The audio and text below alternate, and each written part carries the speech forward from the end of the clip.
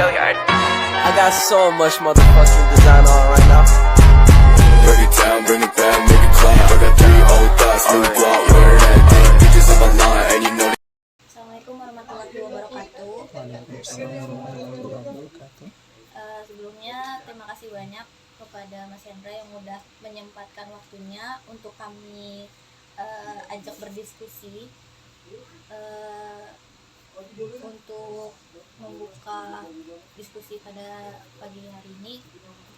Alangkah baiknya mengucapkan bismillah terlebih dahulu. Bismillahirrahmanirrahim. Mungkin bisa dimulai dari Mas Hendra dulu yang memberikan materi atau bagaimana? Ya. Bismillahirrahmanirrahim. Assalamualaikum warahmatullahi wabarakatuh. Waalaikumsalam warahmatullahi wabarakatuh. Alhamdulillahirabbil alamin. Wassalatu wassalamu ala nabiyyina Muhammadin wa ala alihi wa sahbihi ajma'in.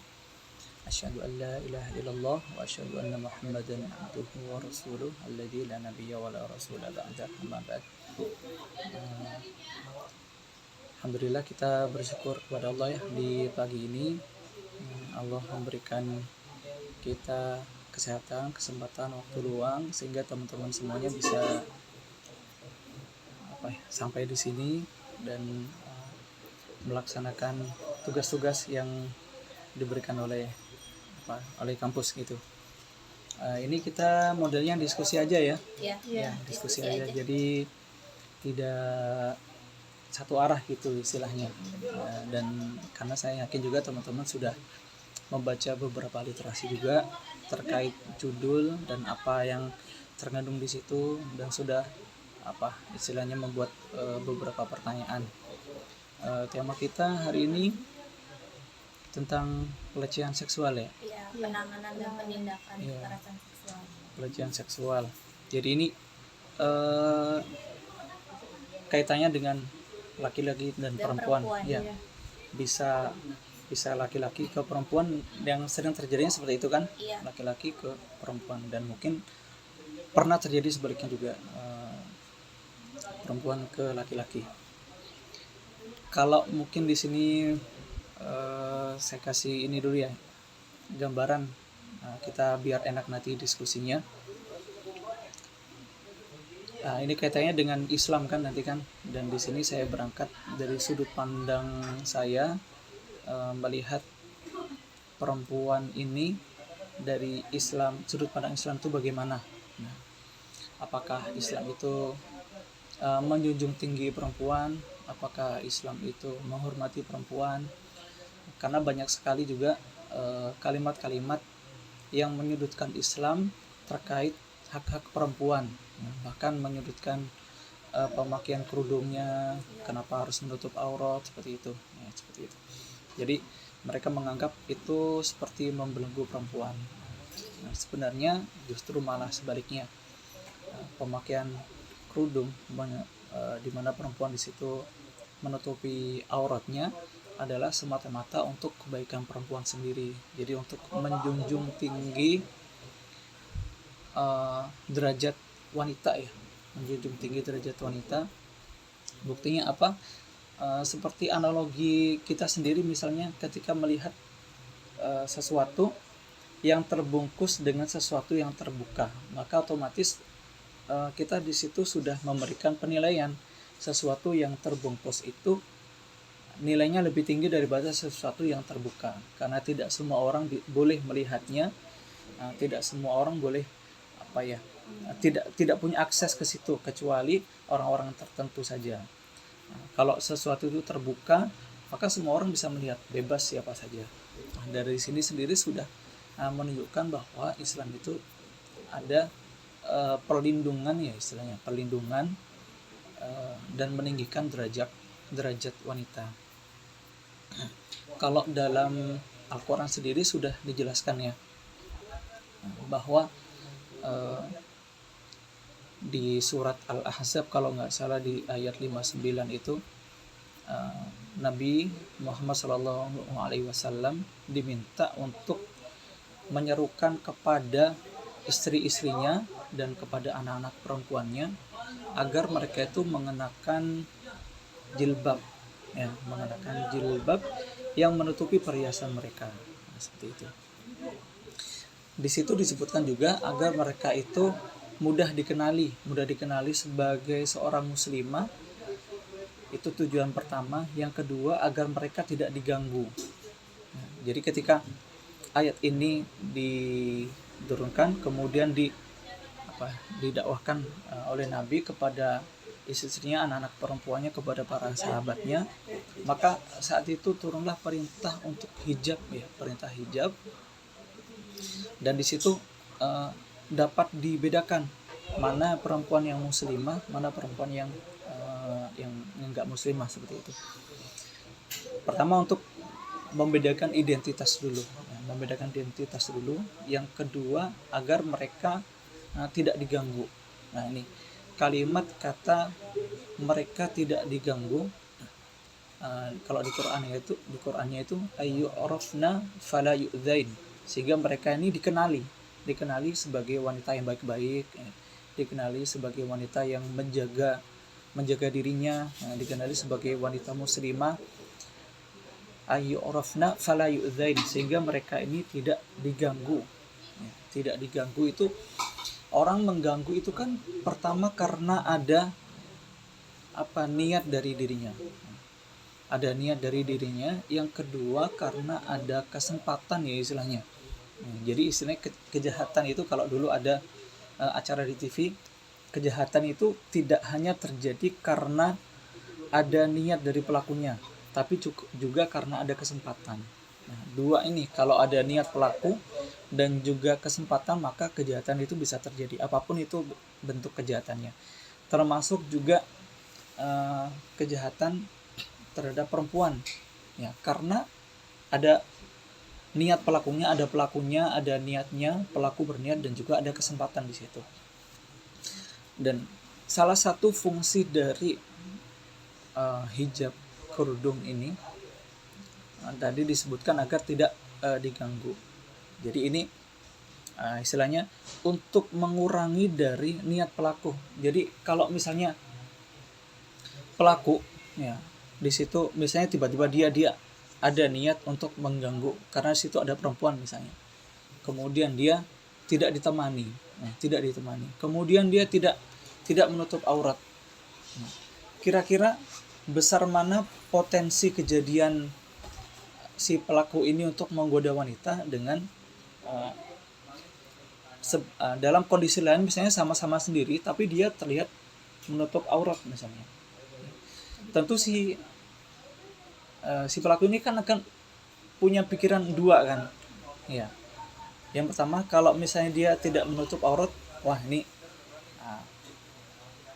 kayaknya dia ini gampang digoda, terus ya. Jadi si pelaku ini sudah melakukan penilaian secara otomatis, ya, antara istilahnya wanita baik-baik dengan wanita yang tidak menjaga diri lah istilahnya, ya. Ya udah, saya begini aja gitu. Dan aurat itu salah satu penyebab munculnya niat. Ya, aurat itu salah satu sebab munculnya niat, karena bagaimanapun juga laki-laki itu kan punya istilahnya hasrat, ya. Perempuan juga sama, perempuan juga punya hasrat. Hasrat ini bisa ada dari awalnya, atau dia tidak ada, tapi karena ada stimulusnya, pemicunya, maka dia jadi ada. Nah, di situ salah satu penyebab juga terbukanya aurat menjadi munculnya hasrat yang saat itu mungkin tidak ada. Dalam satu ayat yang lain, ini perintah kepada para sahabat ketika meminta sesuatu kepada istri-istri Nabi, misalnya bertanya atau ada hajat-hajat yang lain, agar mereka itu menyampaikan permintaannya di balik hijab. Jadi tidak secara langsung, ngomongnya tidak secara langsung. Di situ disebutkan di ayat ini, itu tujuannya untuk melindungi hati, ya, untuk melindungi hati, karena ada hati yang apa ya istilahnya gampang tergoda, ya hati yang gampang tergoda. Ada istilahnya hati yang di situ sudah ada kotoran istilahnya. Jadi agar orang yang di situ hatinya kotor, dia tidak semakin kotor istilahnya. Jadi seperti itu. Itu dari sudut pandang bahwa Islam ini melindungi perempuan. Pertama dari penggunaan hijabnya. Kedua dari peraturan-peraturan yang mengikat, ya peraturan-peraturan yang mengikat. Jadi kalau misalnya laki-laki dan perempuan ini ada istilahnya aturan yang mana aturan ini jika ditegakkan maka keduanya akan terlindungi dengan baik.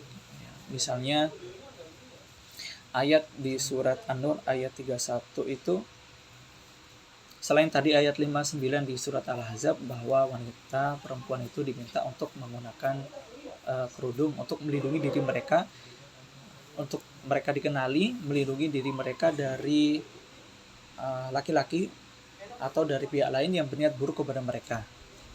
Yang kedua, agar ini perintah untuk laki-laki dan juga perempuan juga sama, ada nanti di sini perintahnya. Tapi yang pertama perintahnya ini untuk laki-laki, agar laki-laki ini matanya tidak liar, ya matanya tidak liar. Mata tidak liar itu mereka diminta untuk menundukkan pandangan. Nah, kata menundukkan pandangan ini bisa menjadi dua arti. Yang pertama secara hakiki, mata secara hakiki. Yang kedua mata secara maknawi, maksudnya hati. Ya. Selain berarti perintah itu untuk menjaga matanya untuk tidak liar gitu. Kalau misalnya keperluan, ya keperluan sampaikan saja keperluannya tanpa ada niat tendensi masing-masing. Atau misalnya laki-laki ini ketika di luar, ya, terus melihat wanita yang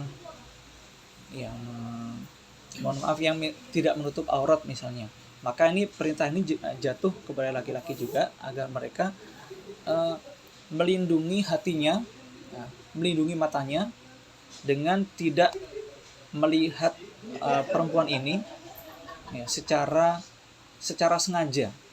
Jadi ada pertama penglihatan yang tidak sengaja, ada yang kedua penglihatan yang sengaja. Melihat yang secara tidak sengaja ini kita masih diberikan maaf istilahnya, ya, masih diberikan maaf. Yang kedua melihat yang sengaja, ya, setelah melihatnya nggak sengaja, wah kok bagus gitu, terus dilihat lagi. Di situ muncullah niat-niat yang lain, ya. Nah, di situ di sini ada konsekuensi, ya, konsekuensi melanggar dari ayat ini. Meskipun kadang ayat ini tidak familiar, ya, tidak semua orang tahu gitu. Qul lil mu'minina yaghuddu absarahum, katakan kepada laki-laki yang beriman agar mereka itu menjaga pandangannya. Nah, ayat ini tidak sering disebutkan, tidak semua laki-laki ini tahu, ya.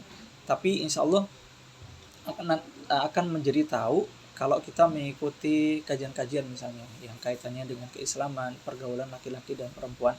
Ayat ini akan sering disampaikan seperti itu. Kemudian dari sisi penjagaannya seperti itu. Nah, dari perempuannya kita wanita diminta untuk menjaga dirinya, melindungi dirinya dari sisi penampilannya. Sisi penampilan yang kedua dari suaranya, ya. Jadi istilahnya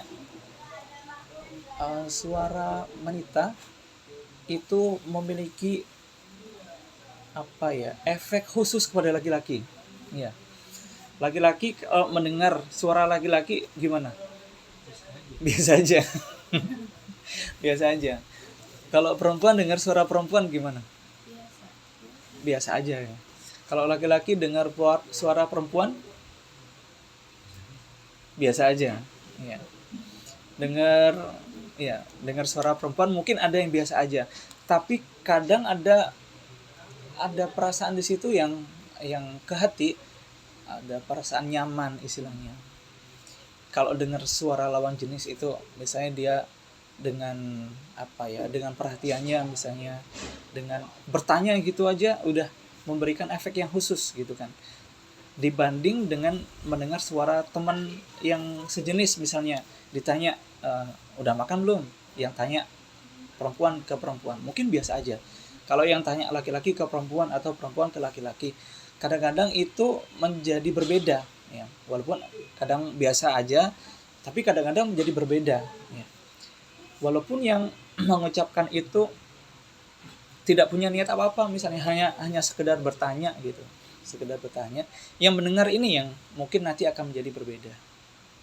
Itu suara lawan jenis.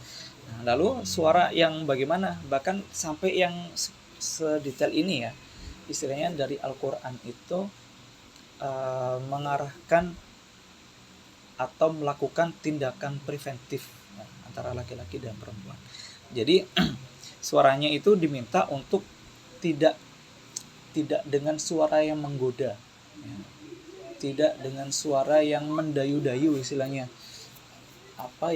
dibuat merdu gitu, dibuat merdu untuk terdengar di laki-laki ini tergoda. Jadi itu yang dihindari. Jadi suara dengan suara yang tegas, istilahnya tanpa dibuat-buat, seperti itu. Ketika seorang perempuan mengucapkan berkata terus dengan suaranya yang tidak dibuat-buat, tidak dimerdu-merdukan, artinya tegas seperti itu, laki-laki yang mendengar akan secara otomatis memberikan penilaian. Nah, kalau suaranya seperti ini, berarti dia memang tidak ada niatan yang lain. Kesempatan untuk saya menggoda dia mungkin nggak ada di situ, tertutup. Apalagi suaranya tegas, ya, menunjukkan bahwa si wanita ini menutup diri dari semua godaan. Ya. Memang tidak ingin digoda, dengan suara yang tidak ingin digoda. Kalau saya pernah dengar ceritanya, bukan cerita sih, ceramahnya Gus Baha itu salah satu tindakan preventif yang ampuh mencegah perempuan ini digoda atau menimbulkan orang lain itu menggoda dia, itu dengan sifat tegas dan jutek. Ya. Iya, sifat tegas dan jutek. Beda dengan yang enggak tegas, enggak jutek, sehingga dia gampang diajak ngobrol, misalnya gampang diajak ngobrol, atau bahkan lebih dari itu digoda.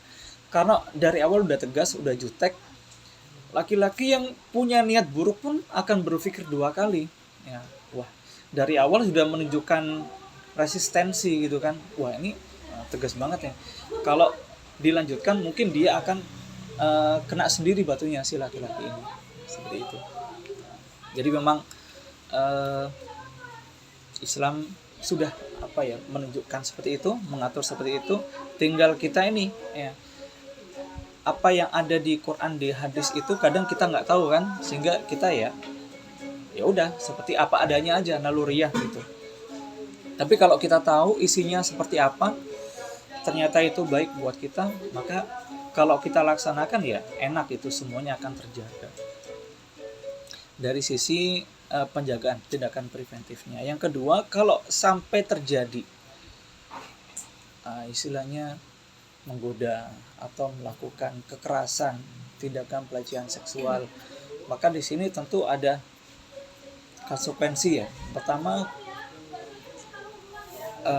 konsekuensi baik itu di dunia maupun konsekuensi yang nanti akan dia terima di akhirat.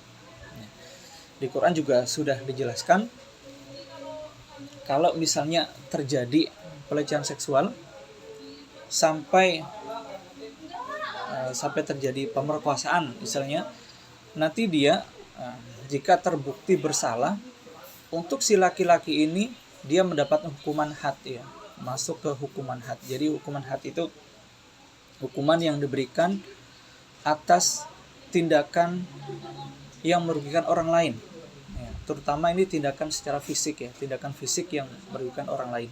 Laki-laki ke laki-laki, laki-laki ke perempuan, perempuan ke perempuan, perempuan ke laki-laki, semua ini ada hukum jinayatnya, hukum hadnya. terkhusus di sini yang kaitannya dengan pelecehan. Kalau misalnya terbukti sampai dia bersalah melakukan pemerkosaan istilahnya, kalau dari hukum Islam, kalau dia belum menikah, maka ini dia dapat hukuman cambukan istilahnya, dihukum cambuk 100 kali. Kalau sudah menikah dia masih melakukan itu, maka hukumannya ditingkatkan menjadi dirajam. Dirajam itu dilempar batu, dia dikubur dulu di tanah, sehingga menyisakan kepalanya aja. Kalau udah menyisakan kepala kan nggak bisa gerak gitu kan, nggak bisa lari, nggak bisa kemana-mana, dan dilemparin batu, harus disaksikan oleh orang-orang, ya, dilempari batu sampai mati di situ. Wah, kok kayaknya kejam sekali gitu. Jadi memang hukum yang ditawarkan oleh syariat Islam itu adalah hukum yang melindungi agar kejadian ini kalau bisa hanya cukup terjadi sekali, kalau bisa tidak terjadi, seperti itu kan. Kalau bisa tidak terjadi. Kalaupun terjadi, maka ketika orang menyaksikan hukuman ini, mereka menjadi takut dan menutup pintu kejelekan yang ada di hati orang-orang yang menyaksikan itu dan orang-orang yang mendengarnya. Jadi itu salah satu langkah preventif dan langkah mengantisipasi jika sudah terjadi.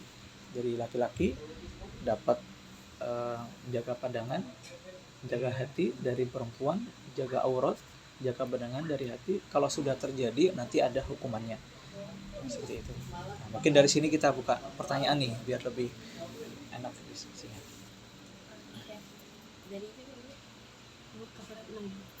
Dari aku masuk ke sesi pertanyaan ya.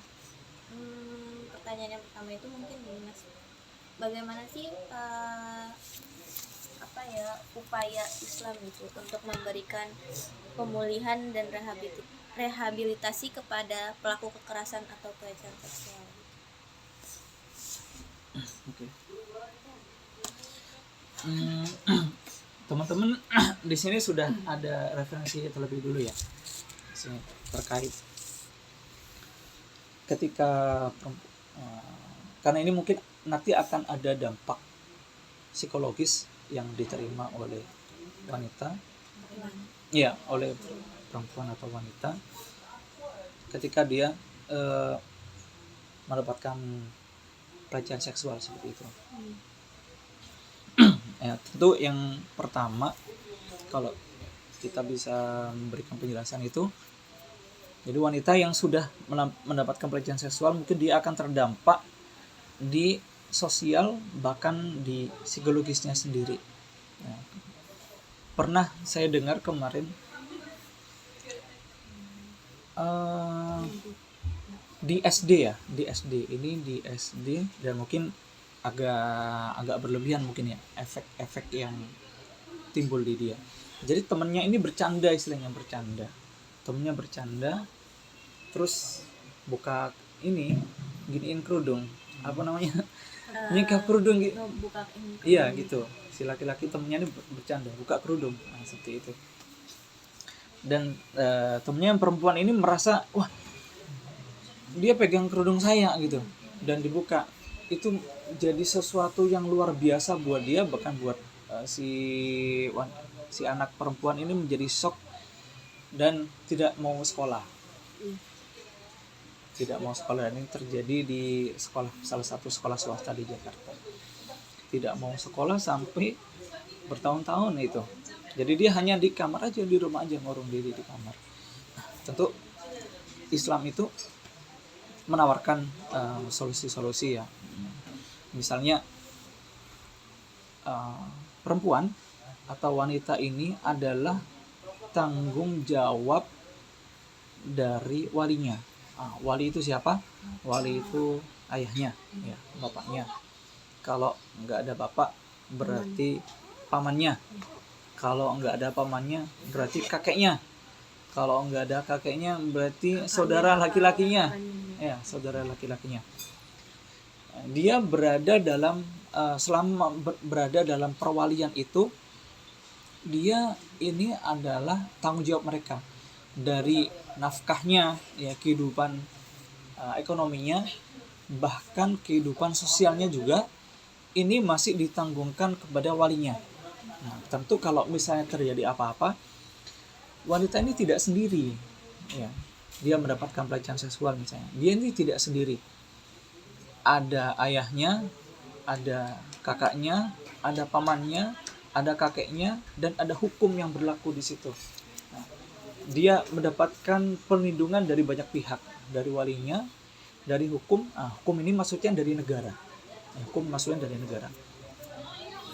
Dengan dia mendapatkan perwalian seperti itu, mendapatkan perlindungan seperti itu, nah, mungkin yang pertama dia merasa aman dulu, ya.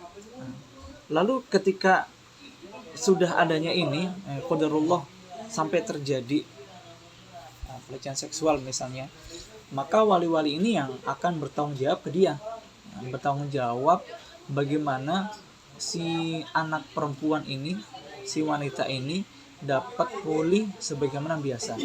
Misalnya membawa dia untuk berkonsultasi, mengajak dia ngobrol, mengajak dia ke psikiater atau psikolog, atau dengan yang pertama menempuh jalur hukum dulu, karena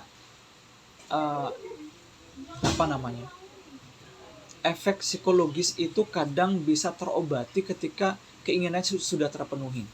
Nah, misalnya ketika seorang mendapatkan dianiaya, kekerasan atau pelecehan seksual tersebut, ini dia akan trauma, dan traumanya itu mungkin salah satu pengobatannya adalah dengan pelakunya ini mendapatkan hukuman yang setimpal,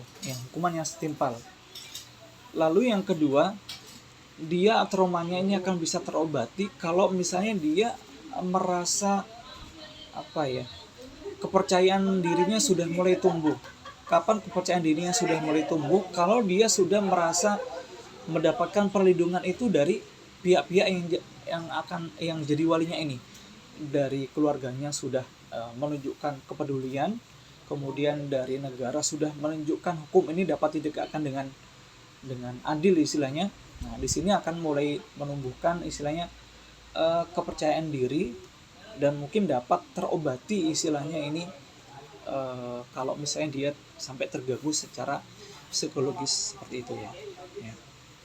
Jadi dari walinya, kemudian dari jalur hukum, kemudian dari sisi psikologis yang nanti akan bisa diobati dengan berbagai kesibukan atau mendatangi kajian-kajian atau yang lain seperti itu, yang bisa meningkatkan kepercayaan diri secara baik, misalnya seperti itu. Nah, kalau misalnya teman-teman sendiri ada nggak nih solusi-solusi yang mungkin bisa disampaikan gitu terkait dengan rehabilitasi ini kan case ketika sudah terjadi, ya. Baik, mungkin ada teman-teman yang mau menyampaikan?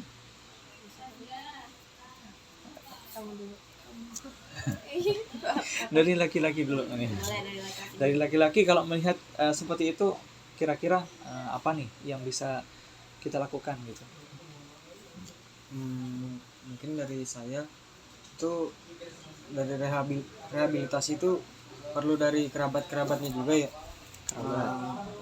Jadi diberitahu kayak kita tuh dia baiknya gimana, diberitahu lagi gimana sih positifnya gitu. Oke. Jadi biar nggak terulang lagi. Jadi kejadian di kerabat-kerabatnya ini harus tahu kondisi si anak ini bagaimana, dan melakukan rencana ke depan agar tidak terulang. Oke. Ada Atli nyampein? Kasih dukungan aja, ya. Kasih Dukungan, support. Penting banget itu. Iya, Dari temen, dari saudara, dari orang tua, ya kan. Aku juga setuju sama pendapatnya Nadila sama Teddy juga, sama pendapat Mas juga. kalau dukungan dari orang-orang terdekat itu penting banget buat istilahnya itu korban dari pelecehan seksual itu sendiri. Terus juga mungkin bisa dari si korbannya itu sendiri, mungkin introspeksi juga, mungkin dari pemicu terjadinya yaitu pelecehan seksual itu sendiri. Untuk menghindari pelecehan seksual itu sendiri kan mungkin agak ini ya, mungkin kitanya udah aware gitu, maksudnya kitanya udah berusaha buat nggak terjadi gitu, tapi kan mungkin ada aja gitu orang-orang yang ibaratnya tuh nakal buat melakukan hal itu. Jadi mungkin dukungan dari orang terdekat. Akli ada yang mau sampaikan? Sama ya. Berarti dari orang-orang sekitarnya ya, terutama yang memang bertanggung jawab di situ kepada si wanita ini, dari keluarganya. Dia punya kewajiban si keluarga ini. Kalau dari sisi Islam, dia membiarkan saja, misalnya ini tanpa ada case itu ya, membiarkan dia nyari makan sendiri, maksudnya kerja sendiri, itu sebenarnya sudah salah. Ya, sebenarnya sudah salah. Karena dalam Islam, wanita yang masih dalam perwalian itu dia maksudnya bebas, dia tidak bekerja pun nggak apa-apa istilahnya gitu. Tidak bekerja pun nggak apa-apa. Tidak dibebankan dengan tugas kerja. Beda dengan laki-laki yang bekerja itu menjadi wajib ya. Kalau perempuan derajat ke sunnah pun mungkin belum. Tapi itu memang karena keinginan, mungkin daripada saya ngerepotin gitu, selalu misalnya ngerepotin orang tua terus, ya kalau bisa ya untuk keperluan sendiri dipenuhi sendirilah. Mungkin kebanyakan berpikir seperti itu, dan memang diizinkan ya, perempuan diizinkan bekerja, perempuan diizinkan untuk beraktivitas di luar, tentu dengan ini ya, dengan penjagaan ya, dengan penjagaan dari dirinya sendiri yang tadi udah saya sampaikan. Yang kedua, keluarganya ini tidak boleh lost control gitu aja ya, lost control ya. Dia kemana misalnya, ya terserah dia mau kemana, enggak seperti itu. Selama dia masih dalam perwalian, wali ini wajib melindungin, walaupun jauh, misalnya di luar kota, ini wajib melindungi ya, tidak boleh lepas begitu aja. Dari wali, kemudian dari negara juga berkewajiban melindungi seluruh rakyatnya ya, baik laki-laki maupun dari perempuan. Pernah terjadi dulu di zaman Al-Mu'tasim ya, abad 800 ya, abad 800, tahun 800-an. Nah, itu Turki masih dikuasai oleh Romawi.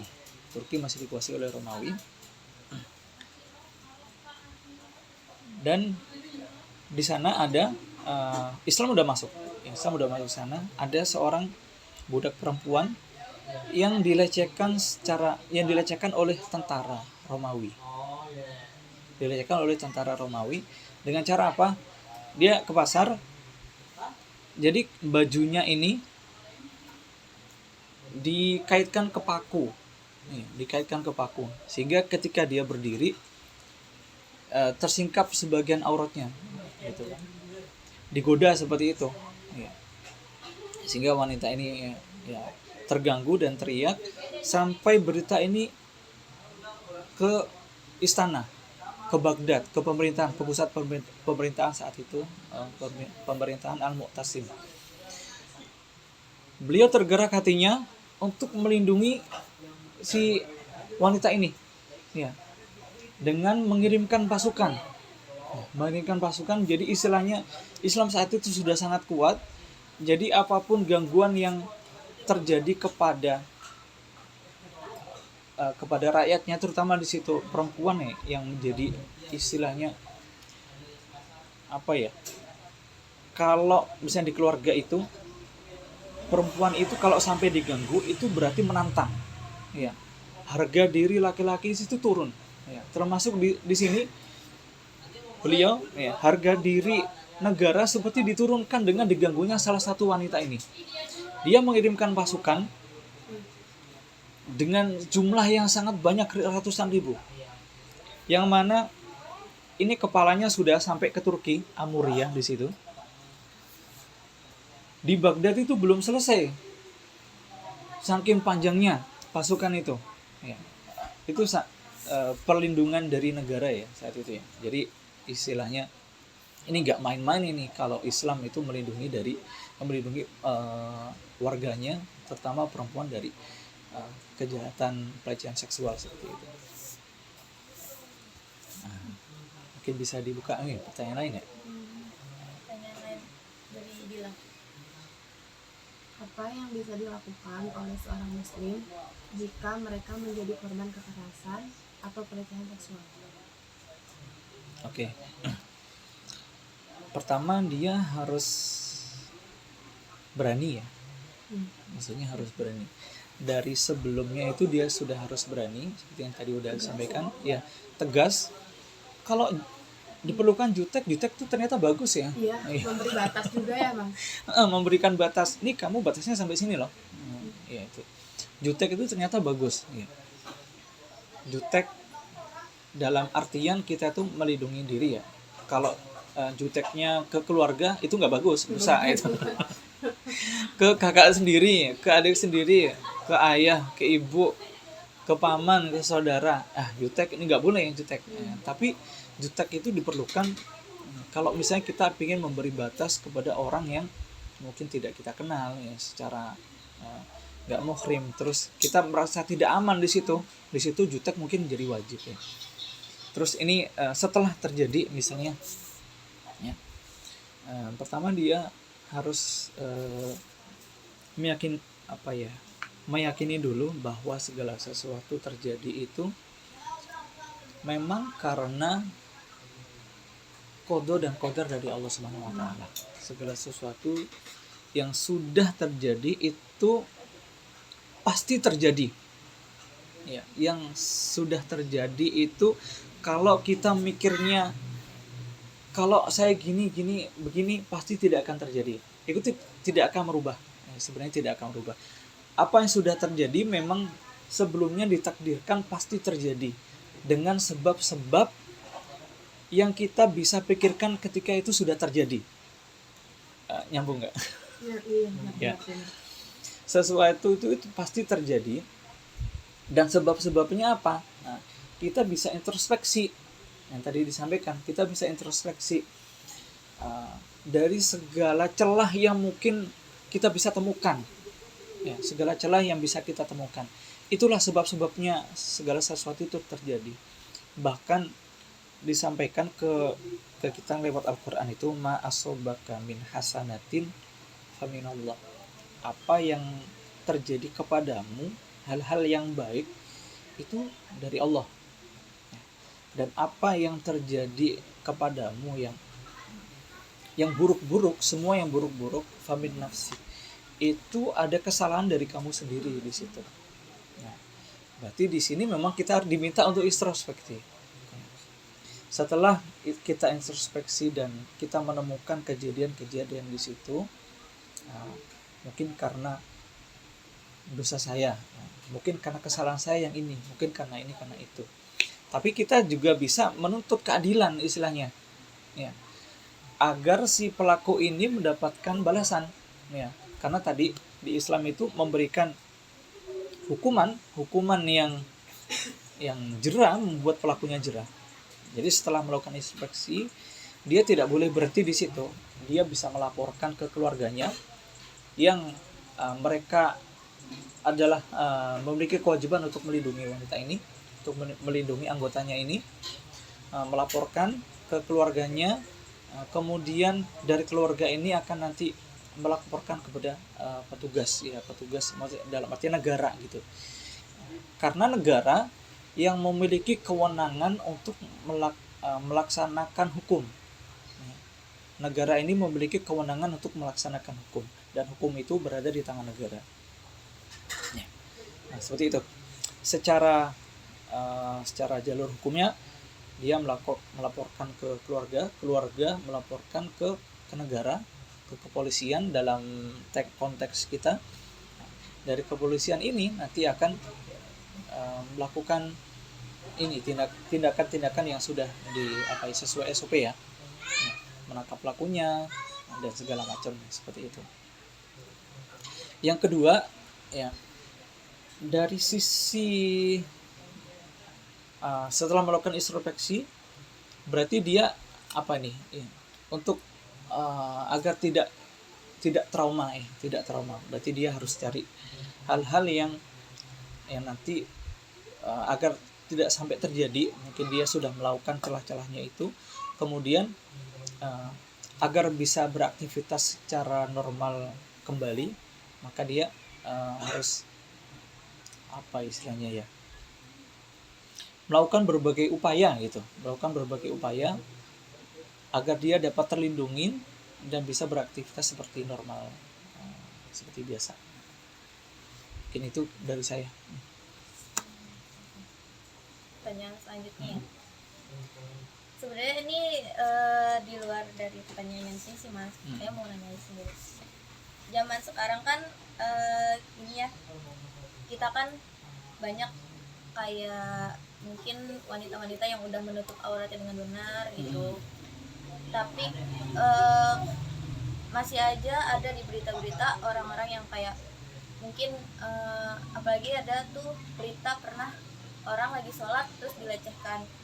Itu mungkin apa sih tanggapan dari Mas Hendra gitu terkait berita-berita kayak gitu?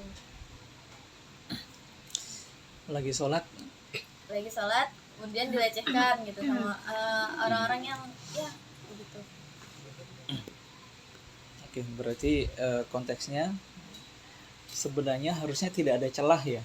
Ya, seharusnya tidak ada celah. Sebenarnya iya, sudah ibaratnya kita sudah itu orang udah menutup auratnya dengan benar, apalagi orang tersebut, wanita tersebut itu udah memakai mukena kan, ibaratnya udah menutup aurat, lagi ibadah juga. Tapi malah dilecehkan gitu. Itu gimana tanggapannya? Oke. Yang pertama tadi, kejahatan itu tidak hanya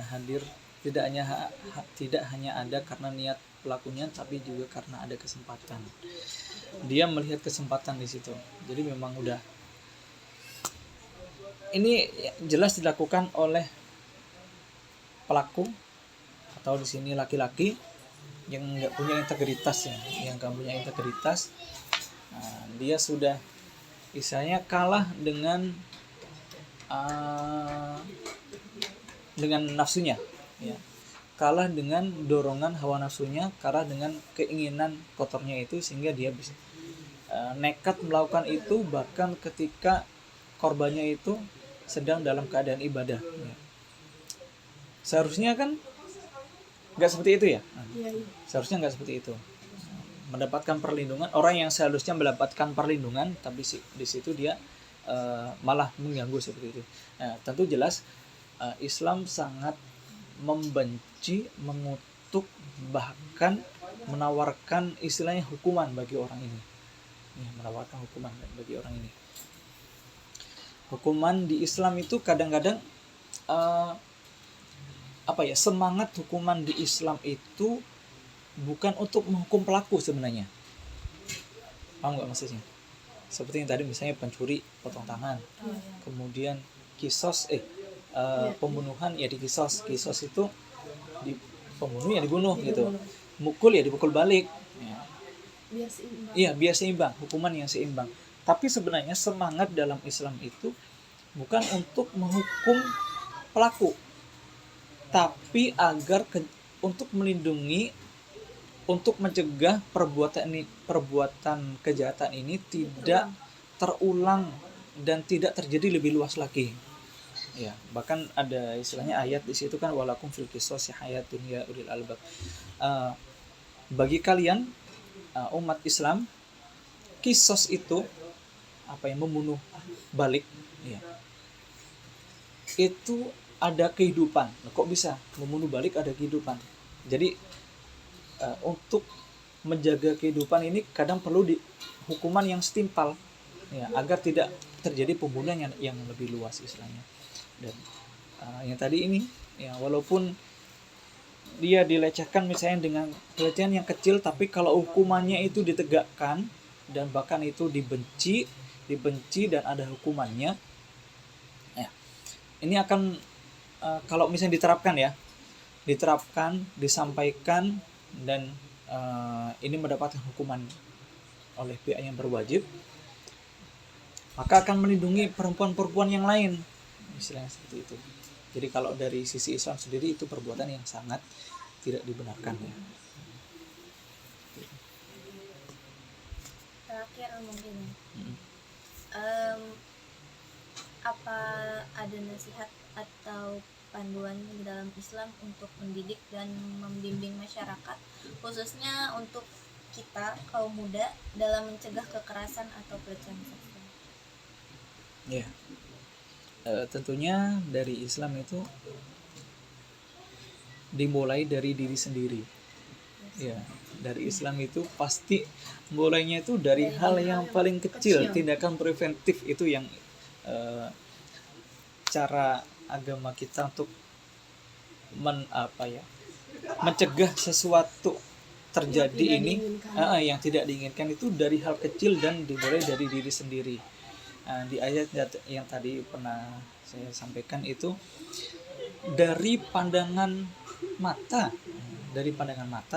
ya, qulil mu'minina yaghuddu min absarihim wa yahfazu furujahum. Ini surah An-Nur ya, An-Nur ayat 31. Ini perintah untuk memulai dari diri sendiri, yang mana dimulai dari menjaga pandangan dan mengendalikan hawa nafsu. Wa yahfazu furujahum, menjaga kemaluan itu maksudnya mengendalikan hawa nafsu ya. Menjaga pandangan, mengendalikan hawa nafsu. Lalu yang kedua ya, berilmu.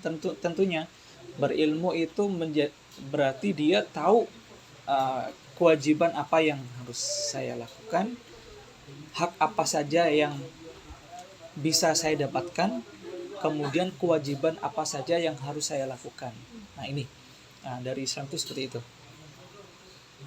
Memulai dari diri sendiri, kemudian berilmu itu mencari tahu hak dan kewajiban masing-masing.